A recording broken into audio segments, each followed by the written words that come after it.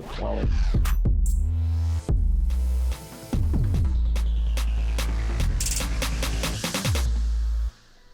right, my friends, today is November the 4th. It is Monday morning, a couple hours into the New York session.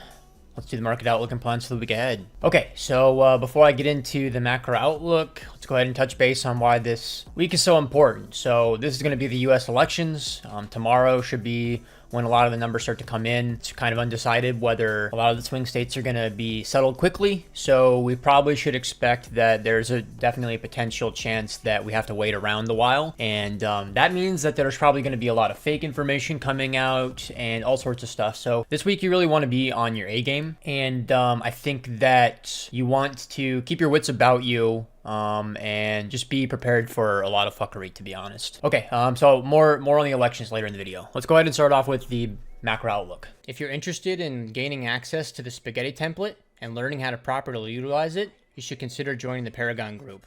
As far as the macro is concerned, there are no major changes from my plans, right? My plans have been continuously running for an eternity now. So we're basically at that point where we're going to finally see resolution of whether the Q4 thesis is right or wrong. So that's where we're at. The macro thesis was be trend respecters throughout all of 2023 into 2024, expect the summertime shop, and then, expecting continuation after we finally break out of this range. So that's where we're at.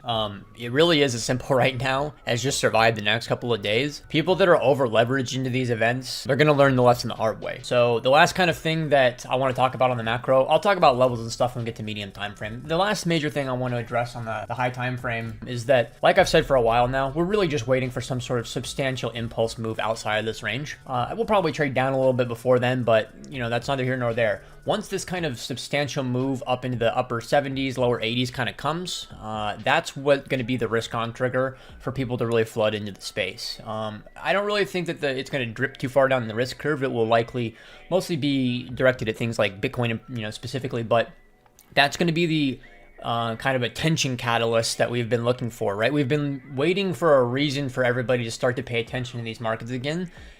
If you pay like the average person, your friend that works a job or whatever, they do not care at all about Bitcoin at 68K, right? But they're going to care, or they're more likely to care, in my opinion, if we're trading up to like 85 or something like that, right? They can, the news, news people, media outlets, they can all call that like, all-time high break, blah, blah, blah, right? We already know, we've already had that, but we haven't had that substantial break from this value. So that's ultimately what we're waiting for. Again, there are no major macro updates. It's just the same plan for a long time. Quick little lesson time. If your higher time frame plans are changing frequently, then there's probably something wrong. Yes, if something changes and your thesis was invalidated and you need to pivot, that's fine. You absolutely need to be, able to change your stance on things. But, for this situation that we've been, waiting for it to play out, this Q4 thesis, I've had zero reason, even when the summertime chop was max pain, zero reason to invalidate the thesis ever. So I think it's an important lesson that if you find yourself flip-flopping on high time frame, right, especially we're getting into the range highs, you're bullish, we're getting into the range lows, you're bearish, right, take a step back and ask yourself what the fuck you're doing, Okay, a little bit of a comment around elections. So a few different things I want to talk about. We talked about this, so we'll just discuss this really quickly anyways. Really quick note, I just doodled this randomly in between games when I was playing video games one night, and I was probably playing CS. I just doodled this one, randomly and thought, okay, this is honestly probably the most likely scenario. Thus far, it's playing out. Whether I'm right or wrong, it doesn't really matter. It's just a fucking doodle. But the whole idea was that we would be kind of risk on going into the election.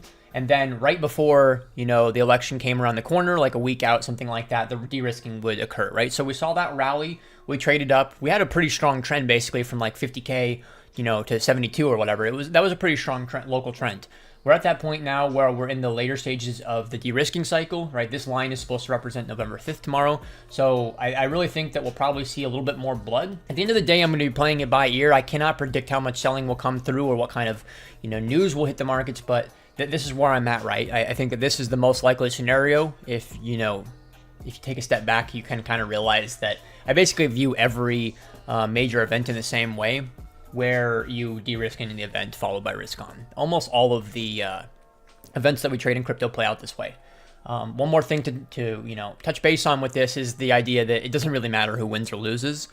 Yes, if Kamala wins, we'll probably see more of a sell-off than we will if Trump wins. But I think either way, there's going to be selling pressure that comes in after the fact. It seems really improbable to me that we're just going to trade up. Although I welcome it by all means, right? If the market just wants to blast up, that's going to set us up for an incredible environment. So I really look at it like, as long as you're playing somewhat defensively as a bull right now, all the outcomes are win-win, unless we enter into like a legitimate downtrend off the back of this, which I just really consider to be extremely low probability. TLDR for the elections are, we went through the rally stage, which is over. We're currently in the de-risking stage. Once the de-risking stage is over, we're going to go right back into a rally. That's what my expectation is. I don't think it matters who wins or loses.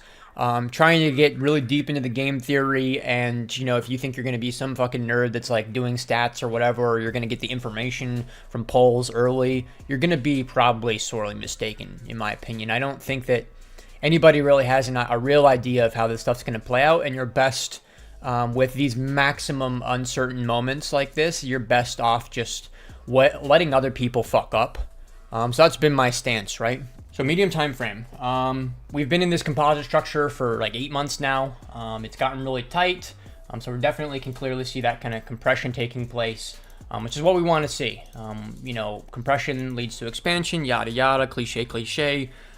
Even though that's a cheesy thing to say nowadays, it's definitely a valid way of viewing things, right? Volatility is getting nice and tight, and we have a really important event on the horizon. So that's what we want, right? It really is as simple right now as like I preached de-risking, or playing defensively as a bull at the very least. So right now it's essentially just patiently waiting for the selling to be done, and then buy the dip. So quick lesson time before I actually talk about the levels. You guys know that my view on levels is they're memes, right? That sitting there saying that it's gonna go to 64,092 cents and then we're gonna buy, right? That's dumb. Maybe having an idea of like, setting an alert here and saying, okay, this is probably a reasonable area. This is another reasonable area where I could see, right? These are all reasonable areas where I could see price interacting in and changing course. By the end of the day, I can never predict how much selling will come through and how much liquidity will be there when the selling hits the market, right? You could have an enormous amount of selling theoretically over the next day, but if the books were thick on the bid, price isn't going to move. Now, as we've discussed many times, you should not expect the books to be thin over the next few days. Market makers should not be holding the line and, quoting in a confident way, right? They should be playing defensively just like the speculators should. So that's pretty much where we are at on that. These are the levels where I could kind of see us, theoretically the dip could be over really soon, where, maybe we dip a little bit lower. But again, there's so much unknown about how the next couple of days are going to play out that, originally I said that this was one of the main areas where I wanted to look to buy the dip, but because of the fact that we got here over the weekend, basically before we even, got really close to the election, I think that we'll end up going lower as a result. Let's do a quick conversation around altcoins. So altcoins, for the most part, dog shit, right? Really the only things that I'm super interested right now are going to be Solana and Doge.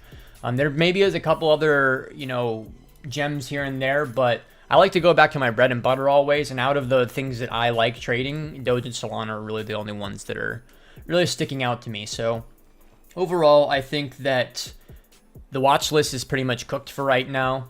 I'll be paying very close attention to the combination of lower time frame / medium time frame VWAP in combo with spaghetti, right? That's going to be what I'm going to be using to find where the bid is going to next. I absolutely could see a world where we end up resolving bullishly really soon, but none of these alts go up at all, right? I could totally see that, where it's like Bitcoin, Solana, and a couple other coins just go up, and then most everything is stagnant. And that could even be a scenario where just Bitcoin goes up, right? That absolutely is a reasonable possibility in my opinion.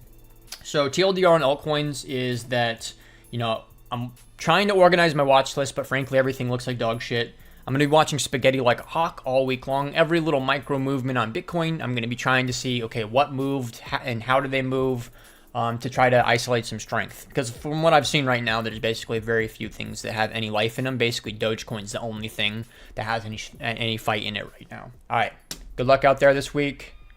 Big week, boys. I know that we always say that. Most of the time we're memeing. This is it. This is the big week. This is one of the most important weeks in our careers. So lock the fuck in. We have a good idea of what we are looking for, and what we are hoping to see. And if we see the stars align, we're going to send it. If things don't line up for us, then we say fuck it and we wait for something better to come our way. Cheers, everybody.